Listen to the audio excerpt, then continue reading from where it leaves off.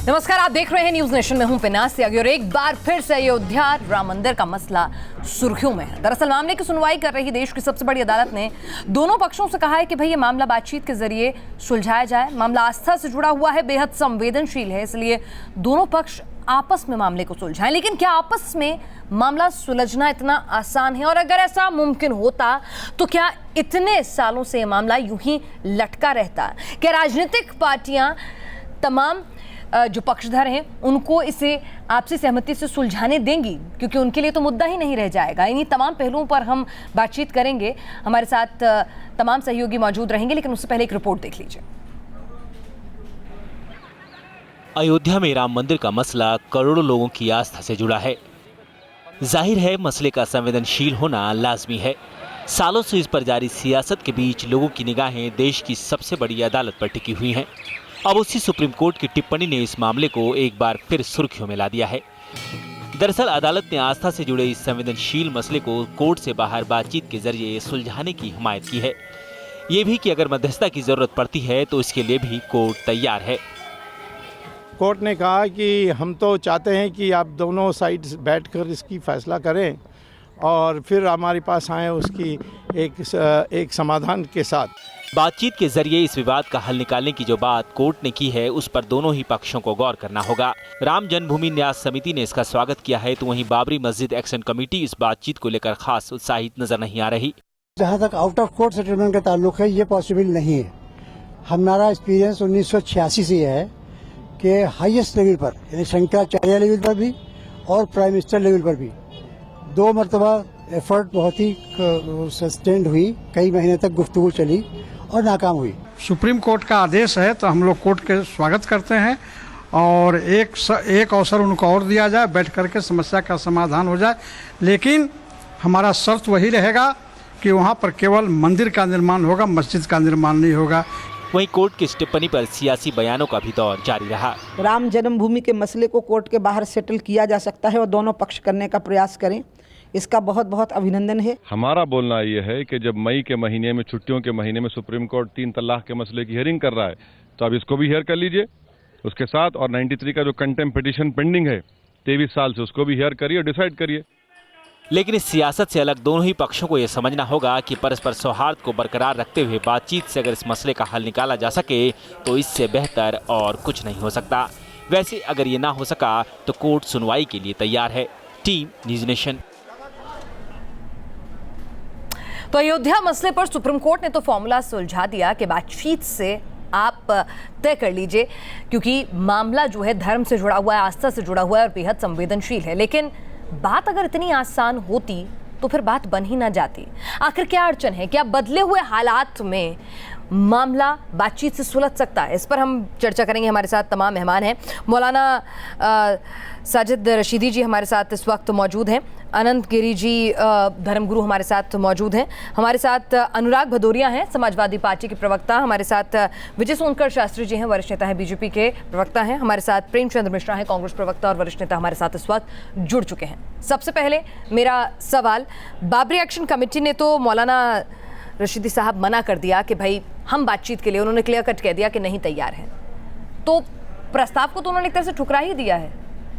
नहीं, बाबरी मस्जिद action committee ने तो आज बोला है इस बात को, लेकिन जब कोर्ट में पेंडिंग है ये मामला तो वहाँ सालों से मंदिर बन रहा है, पत्थर तराशे जा रहे हैं, सारी कार्रवाई चल रही है।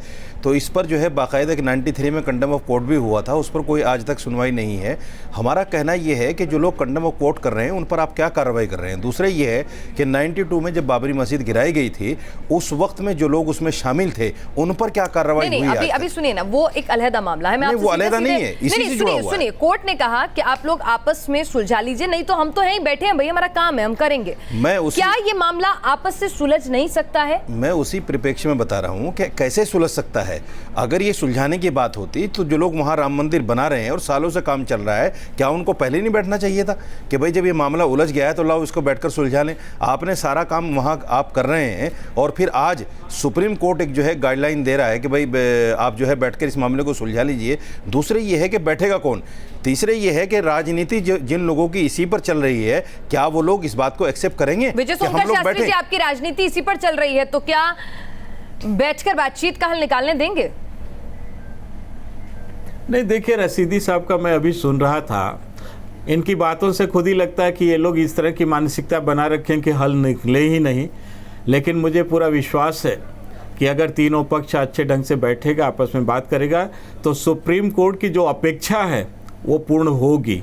क्योंकि देखिए इस राम मंदिर के लिए खास तौर से अभी तक 78 युद्ध हुए हैं, लाखों लोग मारे गए हैं, और इतना ही नहीं, मरवाने वाले कौन है? मस्जिद के संदर्भ में नहीं, आप इस तरह की बातें ना करते हो। हम सीधी सीधी देखिए, क्लियर करते चले ना कि इसको मरवाने वाले कौन है। देखिए इस तरह की बातचीत, देखिए जो हुआ अभी कोर्ट भी कह रहा है ना कि अभी आप तो किसी जी बोलिए। आप तो कहीं से चाहते ही नहीं है कि इस समस्या का हल निकले, आपकी भाषा से ही लग रहा है आप चाह रहे हैं। इसलिए आप अगर चाहते तो 92 मेरी बात सुने, नहीं होता। अगर आप लोग चाहते नहीं, आप 78 बार जो युद्ध हुआ है और लाखों लोग जो मारे गए हैं, उनके बारे में आपका क्या राय है? आपने क्या समझा है उनको? आपने राम के खड़ाऊ पर पैर रखकर सियासत की है। आपने युद्ध में मरे हुए लोगों के बारे में क्या सोचा? क्या उसमें केवल हिंदू मरे हैं? आप चाह रहे हैं उसमें केवल मुस्लिम मरे हैं? आपको तो उस वक्त सोचना चाहिए जब बाबरी मस्जिद गिराई जा रही थी। आप लोग नहीं विवादित आप लोग मुद्दे को उलझा करके रखे हैं, सुलझाना चाहते ही नहीं है। बाबरी मस्जिद थी, आप ये बता सकते हैं कि राम की जन्मभूमि कहाँ, नहीं राम का जन्म स्थान कहाँ रहा, जरा आप बताइए तो। अरे भाई बाबरी मस्जिद किन परिस्थितियों में वहां बनी थी, उसको भी आपने देखा है। उत्तर दे दीजिए, आपको राम का जन्म कहाँ हुआ है ये आप बता दीजिए। बाबरी मस्जिद की तारीख आपको पता है क्या है? आपको यही पता नहीं बाबरी मस्जिद की तारीख क्या, वो किसने बनाई है, कैसे बनी है, किन हालात में बनी है? बाबरी मस्जिद की तारीख आप समझते हैं और आप राम के जन्म स्थान को बता नहीं पा रहे हैं। जरा एक बार आप ही बता दीजिए राम का जन्म कहाँ हुआ। बनाने वाला भी एक अच्छा, हिंदू एक बात था। सुनिए, और मैं आपसे वादा कर रहा हूँ, एक बात तो सुनिए मेरी बात मैं आपसे वादा कर रहा हूँ, आप जहाँ बता देंगे हम वहीं पर मंदिर बनवाएंगे बादशाह के सामने। लेकिन आप जरा बता तो दीजिए कि राम का जन्म स्थान कहाँ है, बाबरी मस्जिद बनाइए। आनंद गिरी जी, आप क्या कहना चाह रहे हैं इस पर? मैं यही कहना चाह रहा हूँ पिनाज, ये बहुत बड़ा सुनहरा मौका सुप्रीम कोर्ट ने हम सब को दिया। बात हकीकत है, न्यायपालिकाएं धर्म को कभी भी निश्चित नहीं कर पाती है। यही कारण है कि उच्च न्यायालय ने बहुत सुंदर सुनहरा अवसर दोनों समाज को दिया है कि आपस में बैठ करके विषय को समझने का प्रयत्न करें। ये कितना संवेदनशील है, ये राजनीति ना करे इसके ऊपर, और ये किसी के घर का नाम बढ़ाने के लिए या रोटी कमाने के लिए नहीं है। ये राम मंदिर का मामला है। मुगलों ने जो गलती की, बीजेपी को समझाइए कि इस पर राजनीति ना करें। अच्छा, एक बात बताइए मौलाना जी, मैं आपसे एक चीज समझना चाह रही हूँ कि हिंदुओं के लिए तो एक सेकेंड आनंद गिरी साहब, मैं यहाँ पर एक चीज समझना चाह रही हूँ कि ऐसा नहीं है कि साउथ ईस्ट एशिया में भी कई बार मंदिरों की जगह को बदला गया है। इसके कई उदाहरण आपको मिल जाएंगे जहाँ पर मंदिरों की जगह को शिफ्ट किया गया है अलग अलग कारणों से। हिंदुओं के लिए ये जो जगह है उसका ऐतिहासिक उन्होंने प्रमाण दिया है कि उनके लिए ये रामलला की जन्मभूमि है, इसलिए वो स्थान को नहीं बदल सकते। लेकिन मस्जिदों के स्थान तो वक्त वक्त पर जरूरत पड़ने पर बदले जाते रहे हैं, तो क्या बड़प्पन नहीं दिखाया जा सकता? नहीं, ऐसा नहीं, मस्जिद का स्थान नहीं बदला जाता। जो मस्जिद जहाँ बनती है वो ऐसे कई उदाहरण है साउथ ईस्ट एशिया में, साउथ ईस्ट एशिया में कई उदाहरण है। आप लोग जैसे मुसलमानों ने कुतर्क करके इस समस्या को इतना बढ़ा दिया। अपने गिरबान में मस्जिद बदला ही गिरबान में झांक कर कैसे नहीं बदला जा सकता? आप लोगों ने राम को किस तरह से बेचा है? आपने राम मंदिर को किस तरह से बेचा? आप बताओ ना, मैं तो एक ही प्रश्न किया कि राम का जन्म स्थान कहाँ है, आप बता दो। मुसलमानों को कहने से पहले खुद गिरबान में झांकी, बता दो। आप लोगों ने राम मंदिर को बेचने के अलावा कुछ और किया है क्या? आपकी सियासत ही राम मंदिर पर खड़ी हुई है। प्रेमचंद मिश्रा जी, अगर आपके पास ज्ञान है, अकल है, तो आप ज्ञान है हमारे पास, आप मुझे बता दीजिए बाबरी मस्जिद की तारीख क्या है? आपके पास ज्ञान नहीं है, बाबरी मस्जिद की तारीख क्या है वो बता दीजिए आप। ज्ञान आपके पास नहीं, ज्ञान हमें देना शुरू कर रहे हैं आप। आपको लगता है कि वाकई में राजनीति को बाबरी मस्जिद को तोड़कर राम मंदिर बनाना चाहते हैं आप? वहाँ ये कौन सी आस्था है? यहाँ पर आपसी सद्भाव बना रहे देश में, नहीं राम मंदिर को क्या समाधान कोर्ट ने जो कहा है क्या मुमकिन लगता है बदले हुए हालात में आपको? जरा रशीदी साहब ये बताओ, मेरे भाई नहीं बना है जो बना है क्या राम मंदिर तोड़ के नहीं बना है? नहीं बना है। अरे सुनिए उस बात को अलहदा रहने दीजिए। प्रेमचंद और बादल क्या हिंदुस्तान में पैदा हुआ है? नहीं, आप तो अरे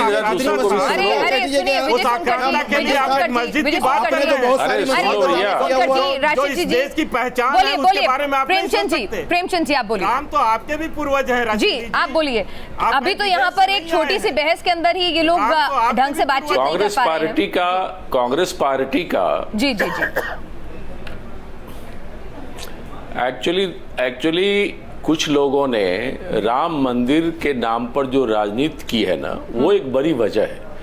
मैं समझता हूँ सर्वोच्च न्यायालय ने जो मशवरा दिया है, इस पे आज दोनों पक्ष के लोगों को कहीं न कहीं पॉजिटिव तरीके से इस पर विचार करना चाहिए। कांग्रेस का मानना है, हमने आरंभ से इस बात को कहा है कि या तो दोनों पक्ष सहमति के एक बिंदु पर आए, या फिर जो कोर्ट कहता है उसके फैसले को मान ले। आज सर्वोच्च न्यायालय ने जो हमारा पुराना स्टैंड रहा है, इसी से मिलता जुलता कहीं न कहीं वो भावना एक्सप्रेस की है। अब ये दोनों पक्षों के ऊपर है कि संवाद और सद्भाव, इसको ध्यान में रखकर कोई ऐसा फैसला ले। अगर बातचीत से कोई समाधान निकलता है तो इसके प्रयास होने चाहिए। प्रेमचंद जी, हिंदुओं का एक तर्क रहता है कि भाई और सबूत मस्जिद का स्थान बदला जा सकता है, विवाद बढ़ता ही जाएगा। ये राम की जन्मभूमि है, ये नहीं बदली जा सकती। वो कह रहे हैं कि हम सरयू के उस पार आपको जितनी बड़ी, जहां भी बोलेंगे जितनी बड़ी जमीन दे देंगे। तो क्या वाकई में मुस्लिम समुदाय इस तर्क पर बड़प्पन दिखा सकता है? आपको वाकई में इसकी फिजिबिलिटी लगती है? देखिए पिनाज जी, देखिए जब सर्वोच्च न्यायालय ने दोनों पक्षों को कहा है, तो मैं समझता हूं समझौता का बिंदु तभी होता है ना जब दो पक्ष हो, कोई विवाद हो, तो कहीं ना कहीं एक लचीलापन रहे कि हम एक कदम पीछे भी हट सकते हैं। ये दोनों समुदाय के लोगों को तय करना है। यहाँ बैठे लोग किसी समुदाय के लचीलापन करना चाहिए, या जो ओवैसी साहब बोलते हैं या सुब्रमण्यम स्वामी बोलते हैं, उन्हें भी उनके समाज का मैंडेट नहीं मिला है। मैं समझता हूँ दे सकते हैं दोनों पक्ष एक राय विचार करें। राजीव जी जब प्रधानमंत्री थे, राजीव गांधी जब प्रधानमंत्री थे, जी विजय सोमनाथ जी पूछ रहे हैं, आप क्या सुझाव देंगे इस पर? राजीव गांधी जी लचीलापन लाना चाहिए, उन्होंने भी एक सुझाव। राजीव गांधी को छोड़िए, आप जरा अपनी बात बता दीजिए कि क्या हिंदुओं को क्या विचार करना चाहिए वहाँ? नहीं, एक कदम कौन सा पीछे हट जाना चाहिए? आप मोदी जी को छोड़िए ना, आप मोदी जी को छोड़िए, आप ही बता दीजिए कि राम का जन्म स्थान कहाँ है। सुनिए, आप जहाँ बता देंगे वही हम बनवा देते हैं। राजनीतिक रोटी चलती है ना, लेकिन बताइए तो सही, रोटी चलती है। अगर वो राम जन्मभूमि है, जन्म आपके लिए राम मंदिर आस्था का प्रश्न नहीं है, आपके लिए एक राजनीतिक हथियार है। चलिए, फिर आप बात कर रहे हैं, आप बात कर रहे हैं, आप कहीं न कहीं सर्वोच्च न्यायालय की भावना को ठेस पहुंचा रहे हैं। सर्वोच्च न्यायालय की भावना को ठेस मत पहुंचाइए। आपके लिए राम मंदिर कभी भी आस्था का प्रश्न नहीं, आस्था का प्रश्न हल निकलना मुमकिन नहीं है। अदालत को आदेश ही देना होगा, फैसला ही सुनाना होगा। अनुराग जी, मंदिर के इशू को हमेशा अपने राजनीतिक हथियार के रूप में अपनाया। चलिए, अनुराग जी की भी राय ले लूं इस पर। और आपके विचारों से ऐसे लगता है कि जिन लोगों को आपने बुलाया है उनको अपना चेहरा दिखाना है टीवी में। किसी सोनकर जी से बोलिए, सुन तो लो किसी की। सोनकर जी से बोलिए, अपनी किसी की बात तो सुन लें, तब तो कोई बोलेगा। सोनकर जी, आप किसी को बोलने देंगे तो? अरे मैं कहाँ बोल रहा हूँ भाई, कह रहा हूँ कि देखिए ये जो मसला है, जिस मसले का हम डिस्कस कर रहा हूँ, जिसके लिए हम लोग सब लोग बैठे हैं, ये तय मान के चलिए बीजेपी की रोटी इसी पे चलती है, सरकार इसी से आती है।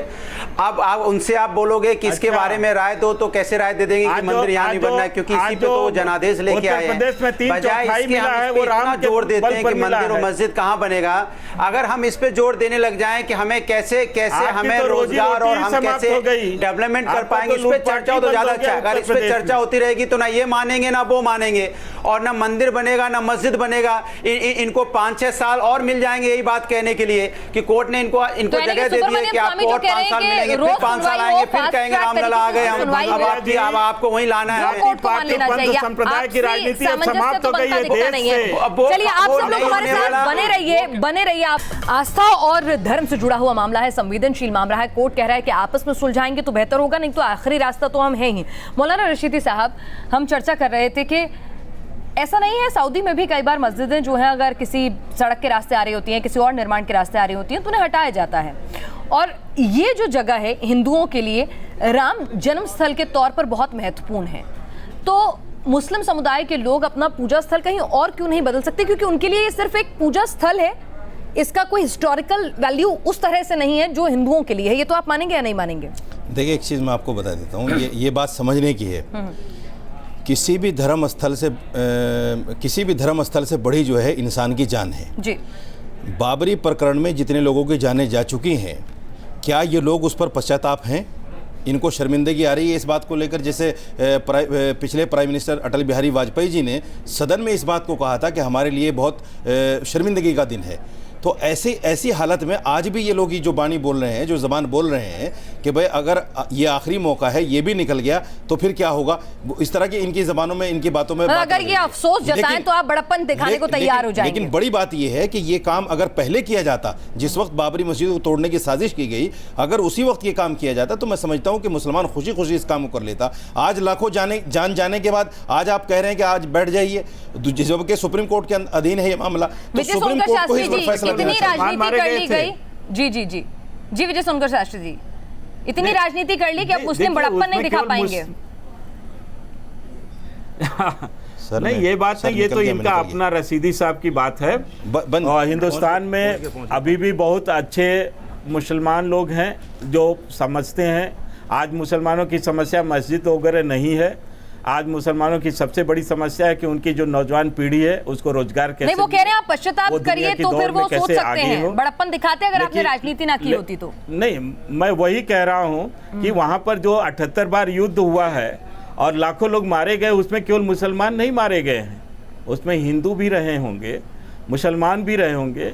और बेसिकली हिंदुस्तान में जो मुस्लिम हैं वो कहीं विदेश से नहीं आए, इंपोर्ट होकर के नहीं आए हैं, वो तो यहीं के लोग हैं जो इस्लाम स्वीकार कर लिए हैं। पहले तो वो हिंदू ही रहे हैं। आप तो एक अलग ही बहस करें। प्रेमचंद जी, आपको लगता है कि राजनेताओं के बीच इस मसले को, मैं इतना कह रहा हूं कि जो दोनों वर्ग के लोग मारे गए हैं उस पर अफसोस पूरे देश को है, पूरी व्यवस्था को है। स्पष्ट बात सुनिए, अफसोस ऐसा नहीं है कि केवल भारतीय जनता पार्टी के क्षमा मांगने से हो जाएगा।